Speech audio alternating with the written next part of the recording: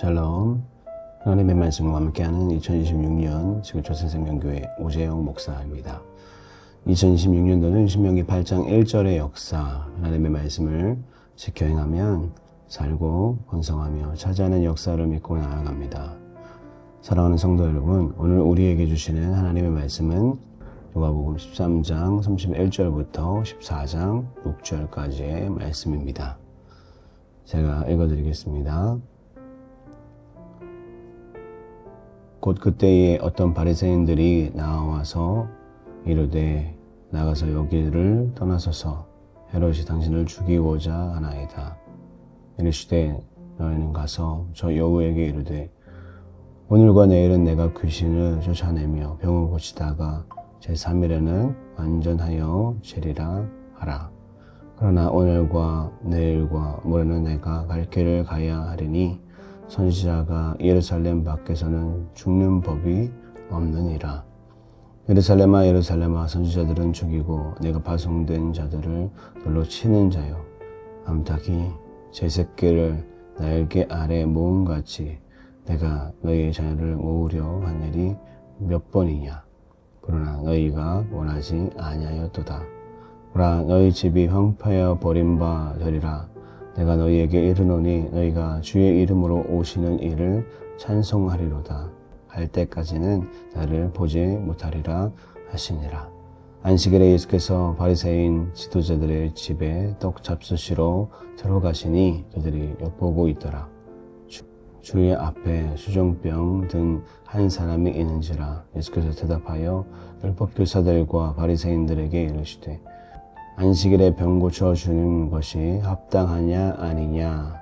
그들이 잠잠하거늘 예수께서 그 사람을 데려다가 고쳐주시고 또 그들에게 이르시되 너희 중에 누가 그 아들이나 소가 우물에 빠졌으면 안식일이라도 곧 끌어내지 않겠느냐 하시니 그들이 그에 대하여 대답하지 못하니라. 아멘. 오늘 우리에게 주신 하나님의 말씀은 예수님의 관심사입니다. 예수님의 예루살렘 여행은 유년 기사의 화려한 예고와는 달리 십자가 처형이라는 끔찍한 종말로 막을 내립니다. 예수님의 여행 목적은 왕좌에 올라 평안을 누리는 것이 아니었습니다. 예수님은 실패하기 위해 예루살렘으로 떠났습니다. 그것은 거절의 여정이었습니다. 거절을 통한 구원의 성취는 역사의 첫 순간부터 예수님 십자가의 사건은 물론 그 이후 지속되는 교회 시대에 이르기까지 계속될 것입니다. 예수님의 뒤를 따르는 자들은 진리와 깊은 관계를 추구하며 모든 비진리의 세력들로부터 거절당함을 기뻐합니다. 예수님이 그렇게 거절의 여행을 계속하시는 이유는 무엇일까요? 우리는 예수님의 거절당하심을 이해하는 데 엄청난 어려움을 느낍니다. 왜냐하면 우리는 현재 여행이 거침없이 그리고 현저하게 예수님을 거절하고 있기 때문입니다. 예수님의 사역을 눈여겨보면 처음에는 많은 일들을 행하시며 메시아로 데뷔하실 만한 화려한 능력들을 거침없이 사용하시는 것을 볼 수 있습니다. 한마디로 모든 면에서 신적 주도권을 쥐고 계셨습니다. 그러나 재판석에 넘겨지는 순간 순식간에 모든 게 무기력하게 당하는 사람이 되셨습니다.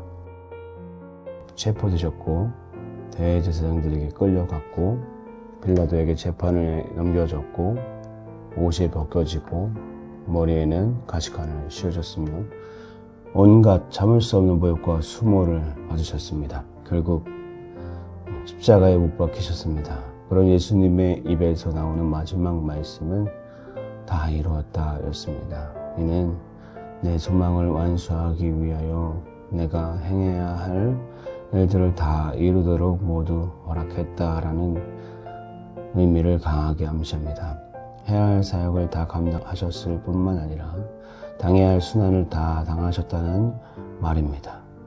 그래서 예수님의 진정한 순환은 거절이라기보다는 바로 기다림이었습니다. 그분의 기다림을 위한 드라마였습니다. 세상을 깜짝 놀라게 한 온갖 초자연적인 이적들보다도 그분의 기다림이야말로 참으로 위대한 사역입니다. 그분은 무엇을 행하기 위해서가 아니라 기다림과 순환을 위해 예루살렘에 올라가셨습니다. 하나님의 사역의 진정한 고통은 자신에게 주어진 힘의 사용을 포기하고 기다리는 그것이었던 것입니다. 사랑하는 성도 여러분, 예수님의 탄식은 종교의 상징이요 하나님의 백성의 자존심이었던 예루살렘의 파멸 때문입니다.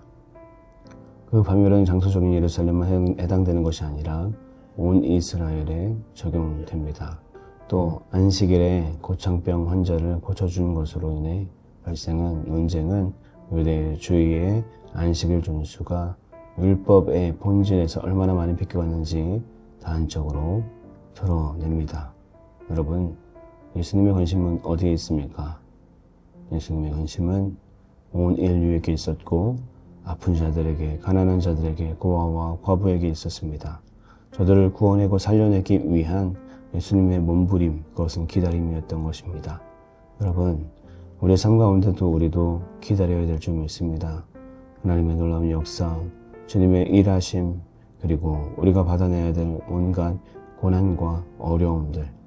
여러분, 오늘 삶 가운데 주님께서 진정으로 바라시는 우리의 삶이 무엇인지 깊이 생각해보고 주님께서 우리에게 부여하신 사명 앞에 우리가 겸허히 고개를 숙이며 순종할 수 있는, 충성할 수 있는 우리의 삶이 되시길 주님의 이름으로 축복합니다.